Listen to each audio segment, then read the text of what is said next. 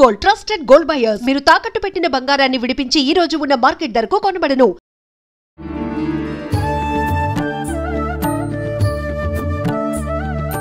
నమస్కారం, welcome to I dream. ధర్మ మార్గం విత్ విజిత కార్యక్రమానికి స్వాగతం. ప్రస్తుతం మనతో పాటు ఉన్నారు ప్రముఖ ఆధ్యాత్మికవేత్త, హనుమత్ మరియు శ్రీ విద్యా ఉపాసకులు బ్రహ్మశ్రీ శివయోగి సిస్లా జయశంకర్ గారు. ఇప్పుడు గురుగారితో మాట్లాడి మరిన్ని విషయాలు తెలుసుకుందాం. నమస్కారం గురుగారు. ఆయుష్మతి భవ. గురుగారు, మనకు సెప్టెంబర్ 22 నుంచి అక్టోబర్ 2వ తారీఖు వరకు కూడా శరన్నవరాత్రులు జరుగుతూ ఉంటాయి. అయితే ఈసారి మనకు ఆల్రెడీ ప్రారంభం అయిపోయాయి కూడా. చాలామంది మొదటి రోజు నుంచే, నవరాత్రుల ప్రారంభం నుంచే చేయలేని వారు, ఏదైనా ఆటంకం వచ్చి మొదలు పెట్టని వారు ఇంక ఈ సంవత్సరం ఇంతే, నేను అమ్మవారికి పూజ చేసుకోలేకపోయాను నవరాత్రుల్లో ఈ 9 రోజులు కూడా అని బాధపడుతూ ఉంటారు. మరి అటువంటి వారికి అంటే మన సనాతన ధర్మంలో, మన పూజల్లో, వీటిల్లో చాలా మనకు సౌలభ్యాలు కల్పించారు పెద్దవాళ్ళు. ఇలా కుదరకపోతే ఇలా చేసుకోవచ్చు అని. ఈ నవరాత్రుల్లో కూడా ఈ 9 రోజులు కుదరకపోతే ఆఖరి 3 రోజులు చేసుకున్నా కూడా విశేషమైన ఫలితం ఉంటుంది అని, ముఖ్యంగా ఫలితం పక్కన పెడితే అమ్మవారి అనుగ్రహం ఉంటుంది అని చెప్పి భావిస్తూ ఉంటాం. ఫలితం అంటే అదే కదమ్మా, అమ్మవారి అనుగ్రహమే ఫలితం. అదే, అంతే అనుకోవచ్చు. సో అందుకని ఈ ఆఖరి 3 రోజులు అంటే దుర్గాష్టమి, మహానవమి, విజయదశమి విశేషంగా చాలామంది చేస్తారు. శ్రీదేవి శరన్నవరాత్రులు 9 రోజులు చేయలేని వాళ్ళు ఈ ఆఖరి 3 రోజులు చేస్తారు. అంటే శాస్త్రం ఏం చెప్తుందంటే 9 రోజులు ఈ అమ్మవారికి శరన్నవరాత్రోత్సవాలు ఉపాసకులు ముఖ్యంగా అమ్మవారిని ఉపాసించి పూజిస్తే ఆవిడ అనుగ్రహం పరిపూర్ణంగా లభిస్తుంది అని ఆనవాయితీగా నవరాత్రులు చేసేవాళ్ళు కలశ స్థాపన చేసి 9 రోజులు కూడా దీక్ష పూని పొగలల్లా ఉపవాసం ఉండి, దీంట్లో ఎట్లా ఉంటుందంటే దేవి శరన్నవరాత్రుల్లో రోజుకి ఒక పూట పూజ చేసుకునే విధానం ఉంటుంది సింపుల్గా. కొంతమంది బాగా డెడికేటెడ్గా నవరాత్రులు చేసేవాళ్ళు 3 పూటలా పూజలు చేస్తారు. పొద్దున, మధ్యాహ్నం, సాయంత్రం 3 పూట్ల డిఫరెంట్ నైవేద్యాలు పెడతారు. కానీ మహానివేదన రాత్రిపూట పెడతారు. పొద్దున, మధ్యాహ్నం అల్పాహారం లాగా, అంటే ఏదైనా స్వీట్ లాగాను, గారెల్లాగాను, పాయసం లాగాను అట్లా పెడతారు. రాత్రిపూట వచ్చేసి మహానివేదన, అన్నం, పప్పు, కూర, భక్ష్యం, భోజ్యం అన్నీ పంచభక్ష పరమాణాలు అంటారు కదా, వాళ్ళ శక్తి కొలది వాళ్ళు రాత్రిపూట నివేదించి అప్పుడే వాళ్ళు కూడా భోజనం చేస్తారు. ఇదొక పద్ధతి. ఇంకా డీప్గా అమ్మవారి భక్తులు ఇమ్మర్స్ అయిపోయిన పెద్ద పెద్ద పీఠాల్లో, శృంగేరి శారదాపీఠం కానివ్వండి, కంచి కామాక్షి పీఠం కానివ్వండి, లేదా పుష్పగిరి పీఠం కానివ్వండి, ఇలాంటి పెద్ద పెద్ద పీఠాల్లో షట్కాల పూజను చేస్తారు. అంటే 6 యామాల్లో 6 పూజలు చేస్తారు. రోజుకి 6 పూజలు చేస్తారు. ఏ సమయంలో ఉంటుంది గురుగారు? 4 గంటలకు ఒక యామం, ప్రతి 4 గంటలకు ఒక యామం. 6 4 24 గంటలు, అంటే రౌండ్ ద క్లాక్ పూజలు జరుగుతాయి అన్నమాట. ఇది అందరూ చేయలేరు, చేయాలన్నా చేయలేరు. ఇది చాలా నియమనిష్టలతో కూడుకొని ఇంకా సాక్షాత్ అమ్మవారు అక్కడ కూర్చొని పూజలు చేయించుకునే విధంగా ఉంటుంది. అంత పవర్ఫుల్గా ఉంటుంది. సో విత్తం కొద్దీ వైభోగం, మన దగ్గర మన భక్తి కొద్దీ, మనం చేసే ఇది కొద్దీ అక్కడ అమ్మవారు అన్ని రకాలుగా కూడా పూజలు అందుకుంటుంది. అయితే ఏదైనా మనసు ప్రధానం, శ్రద్ధాభక్తులతో మన మనస్సుని, అంటే మన మనసును కానీ, లేదా మనకు స్తోమత లేకపోయినా అప్పు చేసి కానీ, లేదా నాకు స్తోమత లేదని బాధపడుతూ కానీ, లేదా వేరే బడ్జెట్ని తీసుకొచ్చి ఈ పూజల్లో పెట్టి మీరు చిరాకు పడుతూ, బాధపడుతూ, కష్టపడుతూ చేయటం కానీ అమ్మవారు ఒప్పుకోదు. మన శక్తి కొలది చేసుకోవాలి. మీ శక్తి కొలది మన ఎంతవరకు శక్తి ఉంటుందో ఆర్థికంగా అంతవరకు చేసుకొని ఆ రకంగా ముందుకు వెళ్ళడం అనేది విధాయకం. ఇప్పుడు మీరు అన్నట్టు 10 రోజులు పూజలు చేయలేని వాళ్ళు, నవరాత్రులు చేయలేని వాళ్ళు, నెక్స్ట్ ఆప్షన్ ఏంటంటే మూలా నక్షత్రం సరస్వతీదేవి అలంకారం దగ్గర నుంచి మహాసరస్వతి, దుర్గాదేవి అంటే దుర్గాష్టమి, మహర్నవమి, విజయదశమి, ఈ 4 రోజులు చేసుకోవాలి కంపల్సరీ. తిథుల ప్రకారంగా అయితే ఏ రోజు నుంచి ప్రారంభం గురుగారు? సప్తమి, మూలా నక్షత్రం ఒక రోజు వస్తాయి. కానీ ఈసారి కొంచెం తిథులు కాస్త అటు ఇటుగా రావడం వల్ల సరస్వతీదేవి అలంకారం మూలా నక్షత్రం అష్టమి రోజు వచ్చింది. సో అందుకని ఈసారి నవరాత్రులు 10 రకాల అలంకారాలు ఉంటాయి. మామూలుగా 9 రకాల అలంకారాలు అయితే ఈసారి 10 రకాల అలంకారాలు 11 అలంకారం కూడా ఉంటుంది. 10 అవతారాలు అంటే విజయదశమి రోజు రాజరాజేశ్వరి దేవి ఉంటుంది. అట్లాగే ఈసారి ఒక రోజు ఎక్స్ట్రా అనమాట. అంటే 11 రోజులు శరన్నవరాత్రి ఉత్సవాలు జరిగినాయి అనమాట. ఎందుకని గురుగారు ఒక రోజు ఎక్కువగా ఈసారి? తిథి మధ్యాహ్నం దాకా ఒక తిథి ఉండి మధ్యాహ్నం నుంచి ఇంకో తిథి ఉండటం వల్ల, ఇవి నవరాత్రి పూజలు అవటం వల్ల రాత్రిపూట చేసే ఆ తిథి ఉండాలి కాబట్టి. ఇప్పుడు దుర్గాష్టమి అన్నాం అనుకోండి, దుర్గాష్టమి పూజ రాత్రిపూట అష్టమి ఉంటేనే కుదురుతుంది. అట్లా మహర్నవమి రాత్రిపూట నవమి ఉండాలి. సో ఆ ప్రాసెస్లో ఒక రోజు ఎక్కువ వచ్చిందనమాట ఈసారి. 11 రకాల అలంకారాలు. ఏదేమైనప్పటికీ కూడా 29వ తారీఖు సెప్టెంబర్ 29వ తారీఖు శ్రీ మహాసరస్వతీదేవి అలంకారం, మూలా నక్షత్రం ఆ రోజు. అక్కడి నుంచి మూలా నక్షత్రం అనేది విద్యకి అన్ని రకాలుగా సరస్వతీదేవిని మనం పూజించుకున్నాం. అంటే మనం సకల విద్యల్ని ప్రసాదించే తల్లి కాబట్టి ఆ అమ్మవారిని కొలిస్తే మనకు అన్ని విద్యలు వస్తాయి, బుద్ధి జ్ఞానము విద్య అన్నీ వస్తాయి. సో విద్య ఉంటే అన్నీ సాధించుకోవచ్చు కాబట్టి అక్కడి నుంచి పూజ చేసుకోవచ్చు. లేకపోతే 3 రోజులు దుర్గాష్టమి, మహర్నవమి, విజయదశమి చేసుకోవచ్చు. లేకపోతే అది కూడా కుదరదు అంటే మటుకు ఖచ్చితంగా మహర్నవమి రోజు, నవమి రోజు అమ్మవారి దుర్గా పూజ చేయాలి కంపల్సరీ. ఆఖరి రోజు కన్నా ముందు రోజు. ఆఖరి రోజు విజయదశమి అందరూ పండగ చేసుకుంటారు. ఆ రోజున మీరు పూజ చేసినా చేయకపోయినా మీరు ఇంట్లో వండుకున్న అమ్మవారికి నివేదించి మీ శక్తి కొలది చేసుకోవచ్చు. కానీ ఏదేమైనా కూడా పూజ, అమ్మవారికి పూజ, శక్తికి పూజ అనేది మహర్నవమి చాలా విశేషం అన్నమాట. ఇప్పుడు ఒకవేళ మీరన్నట్టుగా ఈ ఆఖరి 4 రోజులు చేయాలన్నా, 3 రోజులు చేయాలన్నా ఒక్కొక్క రోజు ఒక్కొక్క అవతారంగానే అమ్మవారిని తీసుకుంటాం కాబట్టి ఆ రోజు రూపం ఏంటి, ఆ రూపంలో ఉన్న అమ్మవారిని ప్రత్యేకంగా ఈ రంగు వస్త్రాలు అని అంటూ ఉంటారు.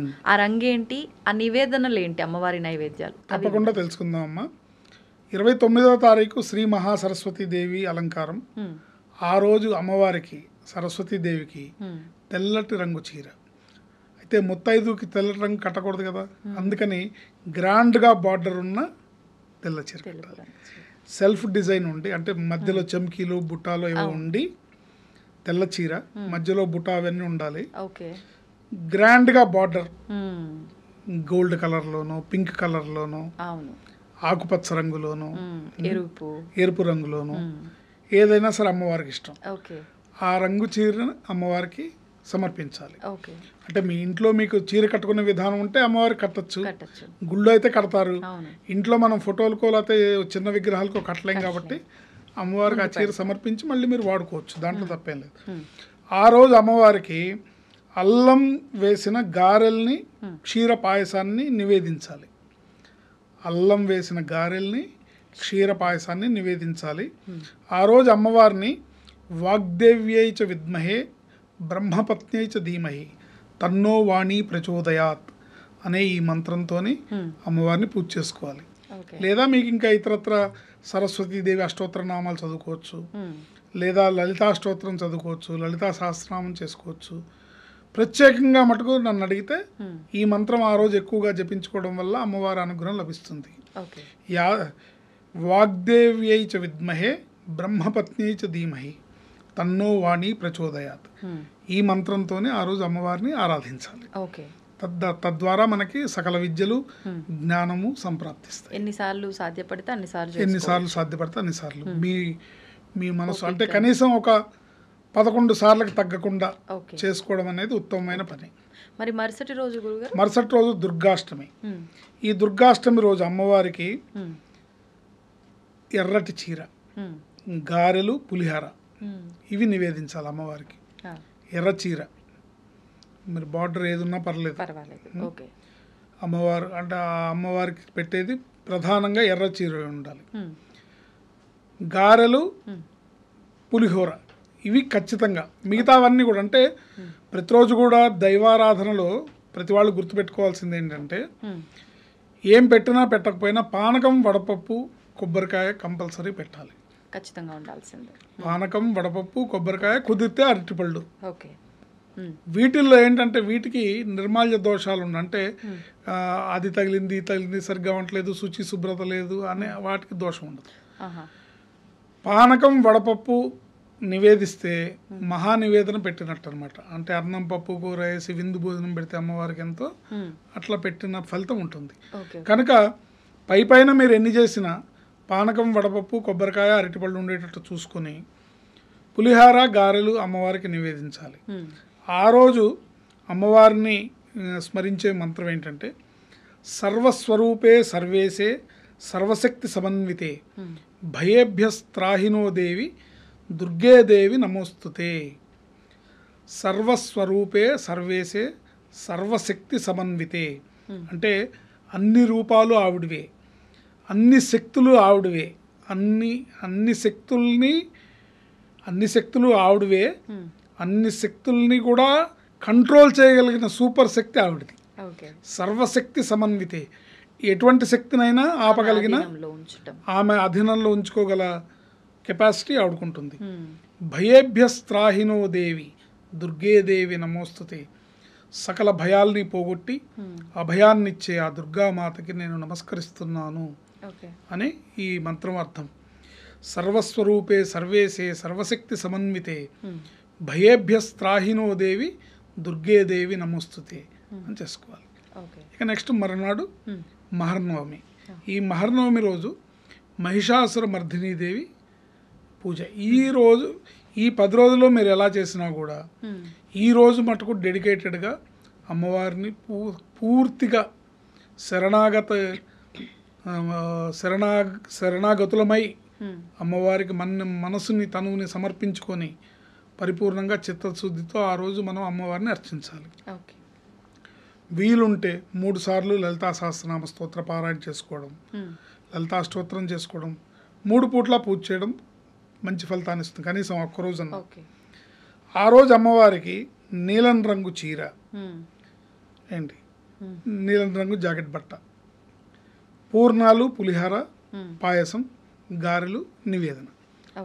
పూర్ణాలు, పులిహార, పాయసం, గారెలు. పాయసం అంటే సేమియా పాయసం కాదు, అన్నంతో చేసిన పాయసమే పాయసం, పరవాన్నం. అది మీరు బెల్లం వేసి చేసినా షుగర్ వేసి చేసినా పర్వాలేదు. అందులో మీరు జీడిపప్పులు, బాదం పప్పులు వేసినా వేపినా పర్వాలేదు, మీ శక్తి కొలది చేసుకోవచ్చు. అన్నంతో పాయసం చేయడం అనేది అక్కడ అమ్మవారికి విశేషం. అన్నం, పులిహోర, గారెలు, పాయసం, పూర్ణాలు, ఇది ప్రధానమైనది. ఈరోజు అమ్మవారిని మనం పూజించాల్సిన మంత్రం ఏంటంటే నమస్తే రుద్ర రూపిణ్యై నమస్తే మధుమర్ధిని నమస్తే కైటబహారిణ్యై నమస్తే మహిషాసురర్ధిని. నమస్తే రుద్ర రూపిణ్యై నమస్తే మధుమర్ధిని నమస్తే కైటబహారిణ్యై నమస్తే మహిషార్ధిని. ఈ శ్లోకంతోనే అమ్మవారిని ఆ రోజు మనం పూజించాలి. అంటే ఈ శ్లోకంలో రాక్షసుని సంహరించిండ్రు అనే అర్థం వస్తుంది కదా గురుగారు? అంతే. అంటే ఆ ఏ శక్తి అయితే మధుకైటభమర్ధిని, ఏ శక్తి అయితే ఆ రాక్షస సంహారం చేసి లోకాలన్నింటినీ కాపాడిందో ఆ దేవతకి నేను నమస్కరిస్తున్నాను అని అర్థం వస్తుంది. ఈ శ్లోకం ఆ రోజు ఈ మంత్రంతో అమ్మవారిని మనం అర్చించినా, పూజించినా, జపించినా, ధ్యానించినా అమ్మవారికి చాలా ఇష్టం అన్నమాట. సో ఆ శ్లోకంతో రోజు చేసుకోవాలి. ఒక రకంగా అంటే మనలో ఉన్న అలాంటి రాక్షస గుణాలు, క్వాలిటీస్ ఉన్న తీసేయమని కూడా అంతరార్థం అదే. ఆ రోజు ఆవిడ అది చేసింది. ఈరోజు మనకి అంతర్గతంగా మనలో ఉన్న దుర్గుణాలు, మనలో ఉన్న వ్యసనాలు, మనలో ఉన్న దుర్బుద్ధులు, దురాలోచనలు, ఇవన్నిటినీ అంటే మనం ఏదైతే అరిషడ్వర్గాల్ని జయించడానికి తాపత్రయపడుతూ ఉంటామో వాటన్నిటి మీద విజయం సాధించడానికి అమ్మవారిని ఈ రకంగా మనం ఆశ్రయించాలి. ఇకపోతే ఆఖరి రోజు విజయదశమి. ఈ విజయదశమి రోజు అమ్మవారు శాంత స్వరూపంతో, రాజరాజేశ్వరి రూపంతో విరాజిల్లుతూ ఉంటుంది. ఆ రోజు అమ్మవారికి పసుపు రంగు చీర మహానైవేద్యం. అంటే ఆ రోజు ఇంక అన్ని పెట్టాలన్నమాట. అన్ని అంటే పాయసము, పులిహార, గారెలు, పోళీలు, ఇంకా మీరు ఇంట్లో ఏం చేసుకుంటే అవి, అన్నం, పప్పు, కూర, దప్పడం అంటారు. దప్పడం అంటే అదొక పులుసు, అంటే ముక్కల పులుసు అంటారు మామూలుగా. ఇప్పుడు వెజిటబుల్స్ అన్ని అంటే మీరు సాంబార్ అంటారు, కాకపోతే మసాలాలు వేయకూడదు. సాంబార్ మసాలాలు వేయకూడదు. అన్ని ముక్కల పులుసు అంటాం దీన్ని. బ్రాహ్మణ మామూలుగా అమ్మవారికి నివేదించే నివేదనలు గుళ్ళల్లో కానీ వాటిలో కానీ ఎక్కడైనా దప్పడం అంటారు, పులుసు అంటారు, ముక్కల పులుసు అంటారు. అన్ని రకాల ముక్కలు వేస్తారు దాంట్లో, వేసి పులుసు పెడతారు. అది అమ్మవారికి ఇష్టం. ఇవి మహానివేదన పెట్టాలి. పెట్టి అమ్మవారిని ఆ రోజు శుభ్రంగా సింధూరారుణ విగ్రహాం త్రినయనాం మాణిక్యమౌళిస్ఫురతారానాయక శేఖరాం స్మితముఖీమాపీన వక్షోరుహాం పాణిభ్యామళిపూర్ణరత్నచషకం రక్తోత్పలం బిభ్యతీం సౌమ్యాం రత్నఘటస్థరక్తచరణాం ధ్యాయేత్ పరేదంబికాం అనే లలితా సహస్రనామ స్తోత్ర ధ్యాన శ్లోకంతో కానీ, శరణాగత దీనార్త పరిత్రాణపరాయణే సర్వస్యార్తి హరే దేవి నారాయణీ నమోస్తుతే అనే మంత్రంతో కానీ మనం అమ్మవారిని పూజించాలి. శరణాగత దీనార్త పరిత్రాణ పరాయణే సర్వస్యార్తి హరేర్దేవి నారాయణీ నమోస్తుతే. శరణాగత దీనార్త అంటే అమ్మ నేను దీనుణ్ణి, అల్పుణ్ణి, నీ శక్తి నాకు కావాలి, నీ శక్తి నాకు అనుగ్రహించాలి, నన్ను నువ్వు ఆదుకోవాలి, నేను సంపూర్ణంగా నీకు శరణాగతిని వేడుకుంటున్నాను. పరిత్రాణ పరాయణి అంటే ఆపదలో నన్ను రక్షించి కాపాడే ఓ తల్లి. సర్వస్యార్తి హరేర్దేవి అన్ని రకాల బాధలు, దుఃఖాలు, భయాలు పోగొట్టే ఓ తల్లి, నేను నిన్ను శరణ వేడుతున్నాను. శరణాగత దీనార్త పరిత్రాణ పరాయణే సర్వస్యార్తి హరేర్దేవి నారాయణీ నమోస్తుతే అని మనం ఆ మంత్రంతో అమ్మవారిని పూజించుకొని, ఇంకా ఇంటి ఆచారం ప్రకారం జమ్మి కొట్టడం ఇవన్నీ ఉంటాయి. జమ్మి కొట్టేటప్పుడు కూడా శ్లోకం ఉంటుంది. జమ్మి కొట్టి ఇప్పుడు మామూలు ఇక్కడ తెలంగాణలో బంగారం అని ఇస్తారు, ఒకళ్ళొకళ్ళు బంగారం ఇచ్చి జమ్మి కొట్టి వచ్చి బంగారం ఇచ్చి ఒకళ్ళు పెద్దవాళ్ళు ఆశీర్వాదాలు తీసుకుంటారు, చిన్నవాళ్ళు ఆలింగనాలు చేసుకుంటారు. అంటే బంగారం ఇస్తున్నాం అంటారు, బంగారం తీసుకుంటున్నాం అంటారు. సో ఆ సెమీ పత్రాలన్నీ కూడా బంగారంతో సమానం. శమయతే సెమీ శ్లోకాన్ని కొట్టేటప్పుడు కూడా శ్లోకం ఉంటుంది. శమయతే పాపం శమీ శత్రు వినాశిని అర్జునస్య ధనుర్ధారి రామస్య ప్రియదర్శన అనే శ్లోకంతో ఆ రోజు శమీ వృక్షానికి మనం పూజ చేయాలి. గురుగారు శ్లోకం చదవగానే అయిపోదు, ప్రదక్షిణలు అన్నీ చేసిన తర్వాత కోరికల చిట్టా రాసి చెట్టుకు పెట్టడం చాలాసార్లు చూసాను ప్రతి సంవత్సరం కూడా. అవి రకరకాల ఆచారాలు ఉంటాయమ్మా. అవి అంటే మీ పెద్దలు చెప్పిన ఆచారమే తప్ప అందరికి అది వర్తించదు, శాస్త్ర ప్రకారం కాదు. ఓకే, అంటే మనసులో కోరికలు ఎలాగో చెప్పుకుంటాము, కానీ ఈ పేపర్లో రాసి ఇవ్వడం అనేది నిజంగా అది ప్రాంతీయ ఆచారం లాగా వచ్చి ఉండొచ్చు మేబీ. మరి ఇప్పుడు విజయదశమి రోజున అమ్మవారికి సంబంధించిన నవరాత్రుల పూజ అయితే ఈ రకంగా చేసుకున్నాము. విజయదశమి పూజ మాత్రమే చేయాలి అనుకుంటే ఆ రోజు పొద్దున్న లేచిన దగ్గర నుంచి ఏ విధంగా ఆచరించవచ్చు విధానాలు? ఆ రోజు ఓన్లీ విజయదశమి పూజ చేసుకోవాలంటే రాజరాజేశ్వరి అష్టోత్తరము, రాజరాజేశ్వరి సహస్రనామ స్తోత్రము, లేకపోతే లలితా సహస్రనామ స్తోత్రము, లలితా అష్టోత్తర శతనామ స్తోత్రంతో అమ్మవారిని పూజించి ఈ నివేదనలు పెట్టాలి. అన్ని రకాల మహానివేదన ఆ రోజు ఇంకా పెద్ద పండగ కాబట్టి అమ్మవారికి మహానివేదన పెట్టాలి. మనం పిండి వంటలు చేసుకుని అమ్మవారికి బెల్లం ముక్క నైవేద్యం పెడతామంటే కుదరదు అట్లా. గురుగారు, ఇప్పుడు ఈ జమ్మి వృక్షం పూజించడం వెనకాల ఆంతర్యం పాండవుల ఆయుధాలు దానిపైన దాయటం వల్ల అదొక దేవతా వృక్షంగా భావించి ఈ విధానం ఈ రోజున మనం ఆచరిస్తూ ఉన్నాము. ఈ ఆయుధాలు అంటే కూడా వాళ్ళు యుద్ధానికి ఉపయోగించే వస్తువులు ఆయుధాలుగా భావించాము. కానీ ఇప్పుడు మనం ఆయుధ పూజ అనంటే ఎవరి వాహనాలను వాళ్ళు శుభ్రం చేసుకోవడం, పూజ చేయటం, ఇంట్లో వంట వస్తు సామాగ్రి, మీ ఇంట్లో కత్తిపెట్ట కూడా ఆయుధమే, ఆడవాళ్ళ చేతిలో గరిటె కూడా ఆయుధమే. అంతే. అందుకని మనం మన మన వృత్తిరీత్యా మనం ఏమేమి వాడుకుంటాం అన్నిటికీ పూజ చేసుకోవచ్చు. ధన్యవాదాలు గురుగారు, చాలా మంచి విషయాలు తెలియజేశారు. And for more videos, please subscribe to iDream. Please subscribe to iDream. Please subscribe iDream. And please subscribe to iDream. For more videos, subscribe to iDream. please like, share and subscribe to the channel. Congratulations, iDream. Subscribe to iDream. Subscribe to iDream. So subscribe to iDream Media. iDream ki iDream team andarki huge congratulations. Please subscribe iDream Media. Please subscribe to iDream. Subscribe iDream. Please subscribe to iDream. iDream అంటే నా కళల channel subscribe చేసుకున్న నోరు తిరుగుతలేదు, మీరైతే గంట గుర్తు కొట్టండి. For more such videos, please subscribe to iDream. Subscribe to iDream. Please subscribe to iDream. Please subscribe iDream Media. Please do subscribe to iDream. Please subscribe to iDream Media. For best entertainment and information, please subscribe iDream. And don't forget to subscribe to iDream.